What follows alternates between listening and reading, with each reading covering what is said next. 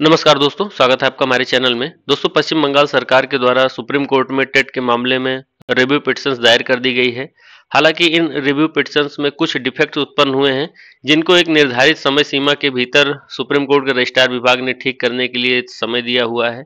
साथ ही साथ हम यहाँ पर देखेंगे कि जो पुनर्विचार याचिकाएं अभी तक दायर हुई हैं, इन पुनर्विचार याचिकाओं पर माननीय सर्वोच्च न्यायालय के द्वारा आखिरकार सुनवाई कब तक होगी, और बंगाल के मामले में जो उन्होंने समय सीमा दी है क्या उसके पहले होगी या बाद में होगी।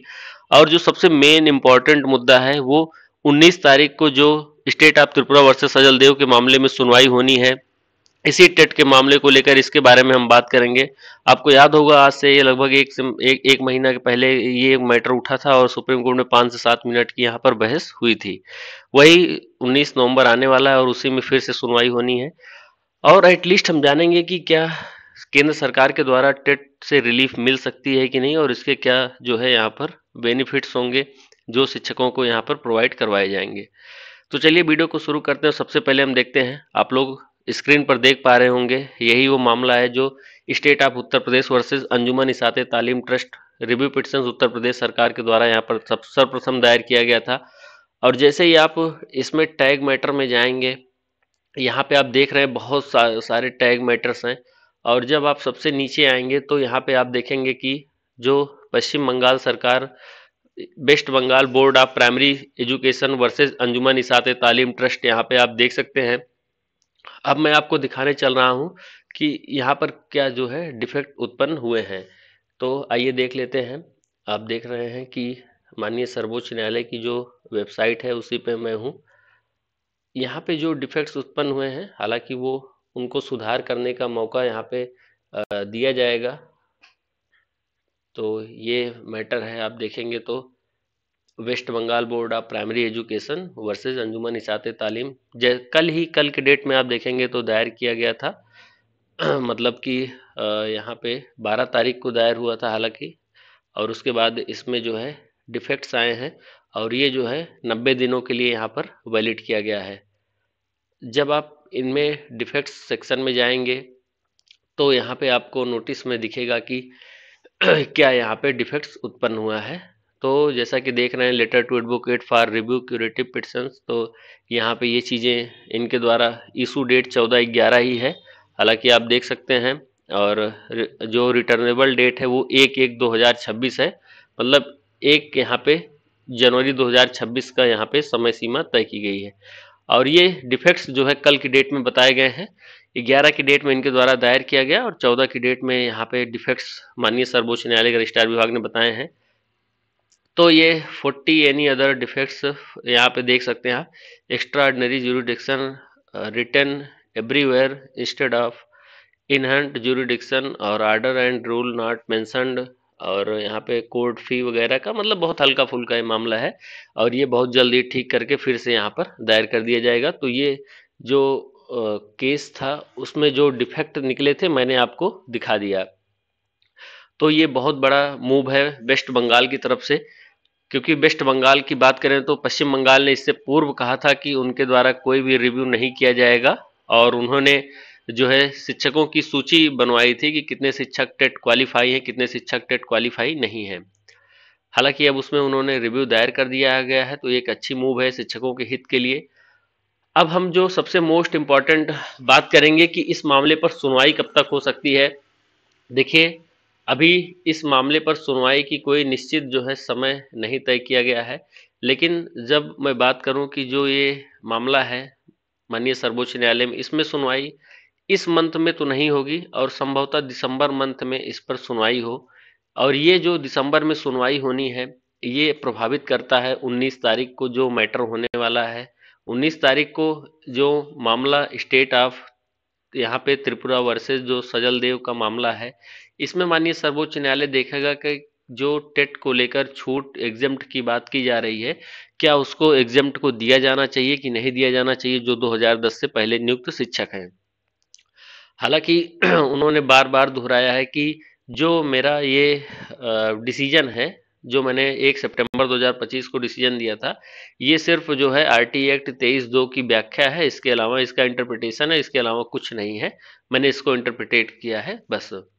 अच्छा, उसमें सर्वोच्च न्यायालय की भी गलती नहीं है, उन्होंने अमेंडमेंट के हिसाब से जो लास्ट में 23(2) की व्याख्या थी उसी को उन्होंने वहां पर पढ़कर सुना दिया है। अभी तो इसके मेरिट डिमेरिट पर कोई यहाँ पर बात नहीं उत्पन्न हुई है। तो 19 तारीख को एक अहम सुनवाई जो होनी है, इसमें देखा जाएगा कि क्या कोर्ट एक्सेप्ट करती है हियरिंग के लिए इस केस को, या फिर जो है वहीं से रिजेक्ट कर देती है जो 19 तारीख को यहाँ पे डेट लगी हुई है। तो सबसे पहली बात कि 19 तारीख को माननीय सर्वोच्च न्यायालय के द्वारा क्या कुछ मूव लिया जाता है, इसको ध्यान में रखना है। और अब 19 से पहले इस मामले में सुनवाई होना बहुत ही मुश्किल है। 19 का जो फैसला होगा, 19 को जो सर्वोच्च न्यायालय के द्वारा ऑब्जर्व किया जाएगा, वही जो है रिव्यू में काम आएगा और उसके बाद ही रिव्यू पिटिशंस पर जो है सुनवाई यहाँ पर हो पाएगी। आप देख रहे हैं कि अभी तक जो है रिव्यू के मामले एक्सेप्ट किए जा रहे हैं।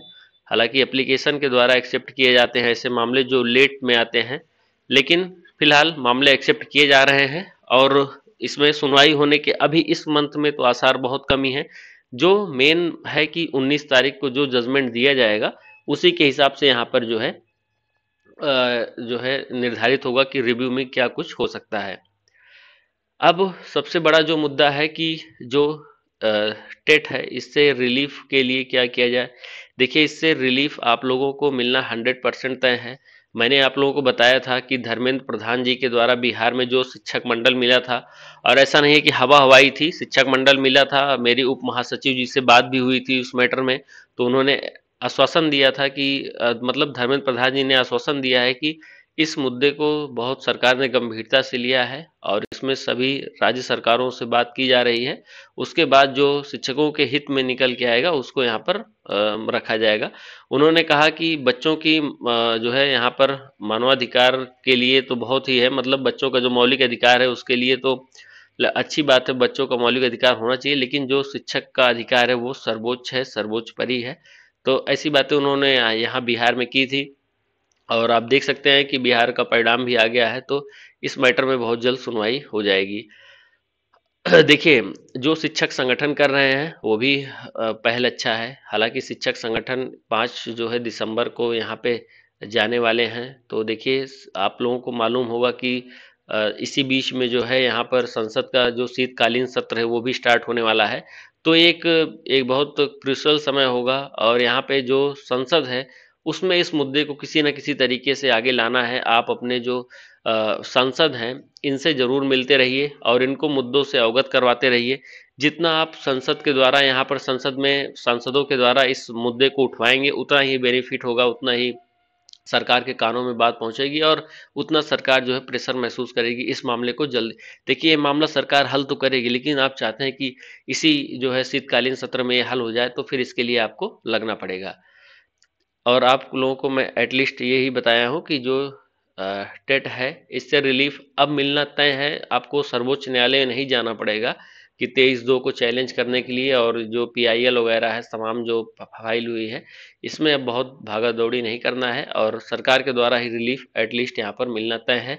क्योंकि जो सरकार है उसका जो स्टैंड है वो एकदम क्लियर है कि जो 2010 के पहले के टीचर हैं, मतलब जब टेट लागू होगा, आप कोई 2011 में कहीं भी टेट लागू होगा तो उसको उस हिसाब से लीजिएगा।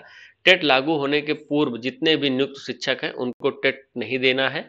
ऐसा जो है बहुत जल्दी कोई ना कोई आप लोगों को आदेश, देखिए चूंकि ये मामला संविधान संशोधन का जुड़ा है, तो आप लोग पहले इस गंभीरता को समझिए कि ऐसा नहीं है कि मुंह से कह देने पे ये जो है ठीक हो जाएगा। इसमें संविधान में फिर से संशोधन करके फिर से 1-2 लाइन जोड़नी पड़ेगी कि ये मामला कैसे लागू होता है कैसे नहीं। तो चूंकि मामला प्रकाश में बाद में आया माननीय सर्वोच्च न्यायालय जजमेंट के बाद से, नहीं तो शिक्षक साथी पहले इसमें प्रयासरत होते। तो जब ये मामला अब आया है तो इस मामले को हल भी होगा और ये मामला पूर्णतः हल होगा। आप लोग बिल्कुल निश्चिंत रहिए। चैनल पे पहली बार जुड़े हैं तो प्लीज़ चैनल को ज़रूर सब्सक्राइब करके रखिएगा और इस वीडियो को लाइक ज़रूर कर दीजिएगा। मिलते हैं फिर किसी नेक्स्ट वीडियो में।